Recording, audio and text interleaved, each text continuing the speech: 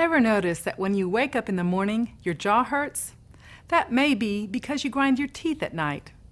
Teeth grinding, also known as bruxism, often happens during sleep. Bruxism may be related to stress and anxiety, sleep disorders, an abnormal bite, or temporomandibular joint disorders.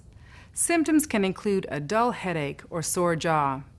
Your teeth may become painful, cracked, or even loose from grinding. Your dentist can fit you with a mouth protector to help guard teeth during sleep. If grinding your teeth or clenching your jaw is caused from stress, find ways to reduce tension. Try practicing relaxation techniques, exercising, or yoga. If you have any questions regarding bruxism, ask your dentist. For the ADA Dental Minute, I'm Dr. Maria Lopez Howell.